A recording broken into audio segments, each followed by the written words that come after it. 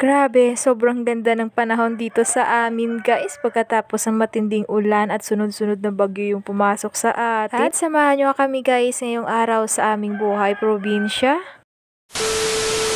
Pagkagising ko nga, naabutan ko itong pamangkin ko na may dalang ranggari kung tawagin sa amin. Yung pala si tatay ay nag-aayos ng ilaw dito sa may kusina namin. At pagkatingin ko nga dito sa kabila, andito pala si nanay sa may palayan. Tinatanggal yung mga linghot kung tawagin sa amon, nagapanghawan. Grabe, tignan nyo naman yung panahon dito sa amin guys. 6:30 come to 7 yata yung oras na yan. Tarik na yung araw. Ngayon nga lang gumanda yung panahon dito sa amin kasi nung nakaraan sunod-sunod yung ulan dahil sa mga bagyo. Kaya kapag ganito yung panahon, tila masigla ang lahat at ang dami mo talagang ginagawa. Kapag mainit kasi ang panahon, ang dami mo talagang iniisip na gawin. Mabuti nga lang kahit matinding init dito sa amin, maraming mga puno dito sa bahay. At hindi mo masyado maramdaman yung sobrang init, pero kapag lumabas ka dito sa may palayan, naku, parang masusunog yung balat mo. At ito na nga yung sinasabi ko, kapag mainit talaga ang panahon, ang dami mo iniisip na gawin tulad na lang ito. Puputulin daw yung sanga ng kahoy na to para makakita ng init itong mga saging na nandito. At talaga naman sa mga oras na to ay kailangan talaga natin maghanap ng mga kahoy para sa pagdating ng tag-ulan mayroon tayong mapanggato. Dito kasi sa probinsya kailangan talaga mag-imba ka ng kahoy kasi pagdating ng tag-ulan wala ka na talaga makuhanan ng mga kahoy na pwedeng panggatong kasi mga basa. At ito naman yung ate nyo, patingin-tingin lang kunwari interesado sa ginagawa pero yung totoo wala naman siyang pake.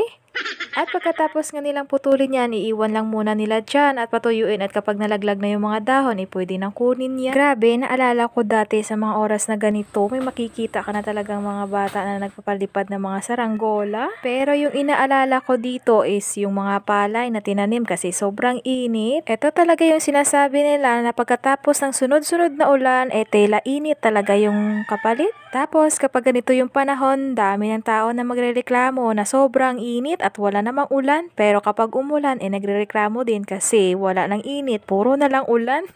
By the way, nangunguha nga para kami dito ng talbos ng gabi kung tawagin sa amin is abalong. Tama-tama kasi paluto na yung sinain ni nanay at ito na yung lulutuin namin para sa aming umagahan at para na rin sa tanghali. Sa inyo din ba? Dito kasi sa amin kapag may natira pang ulam, inuulam namin sa tanghali. Minsan, naaabutan pa nga ng panggabi. Medyo malawak ngayong gabihan dito sa amin. Tiyak maraming makukuha kaming talbos ng gabi. Kahit ganito lang yung mga ulam namin dito, tiyak na mapaparami yung kain mo. Dito kasi sa amin, palaging mauulam mo dito is gulay at saka isda. At ito na nga pala lahat yung mga nakuha namin guys. Yung iba daw hindi na pwede kasi malalaki na.